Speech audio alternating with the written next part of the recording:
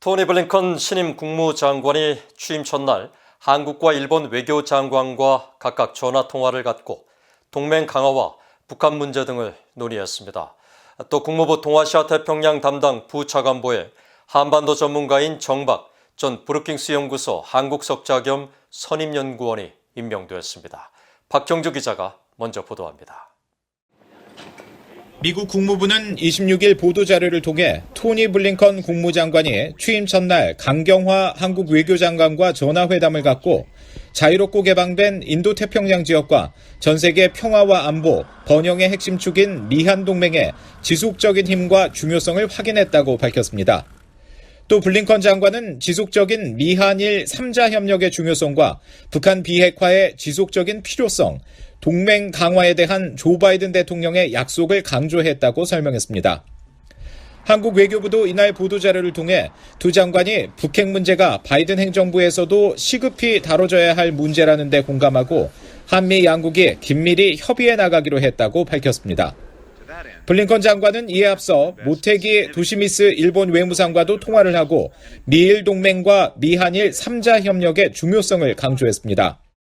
국무부는 두 장관이 미일 동맹은 자유롭고 개방된 인도태평양 지역과 전 세계 안보 번영의 주춧돌임을 확인했으며 지속적인 미한일 3국 협력의 중요성과 동맹을 강화하고 세계와 다시 관여할 것이라는 바이든 대통령의 약속을 강조했다고 전했습니다. 일본 외무성도 이날 보도자료를 통해 양국 장관이 북한과 중국, 한국 등 지역 정세에 대해 인식을 공유하고 긴밀한 협력을 약속했으며 북한에 의한 일본인 납치 문제 조기 해결을 위한 블링컨 국무장관의 지지를 확인했다고 밝혔습니다. 이런 가운데 국무부 동아시아 태평양 담당 부차관보에 한반도 전문가인 정박 전 브루킹스 연구소 선임연구원이 발탁됐습니다. 박 부차관보는 26일 자신의 사회연결망 서비스에 블링컨 국무장관의 취임을 축하한다고 전하면서 동아태 부차관보로 국무부에 합류했다는 것을 발표하게 돼 기쁘다고 말했습니다. 한국계 미국인인 박 부차관보는 미국 중앙정보국 CIA와 국가정보국에서 대북 정보를 담당했으며 지난 2017년부터 브루킹스 연구소 한국석자로 활동했습니다. 지난해 민주당 조 바이든 대선 후보 캠프에 합류했고 이후 인수위원회가 구성한 기관 검토팀 정보당국 분야에 이름을 올리기도 했습니다. 박 부차관보는 최근까지도 북한과 한반도 문제에 대한 서적을 출간하고 기고문을 발표하는 등 활발히 활동해왔습니다.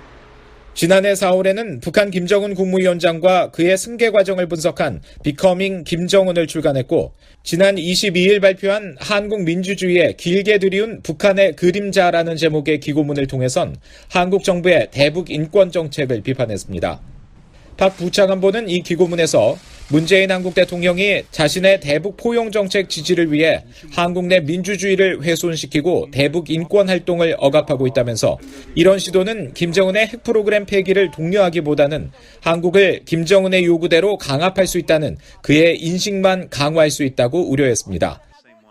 VOA 뉴스 박형주입니다.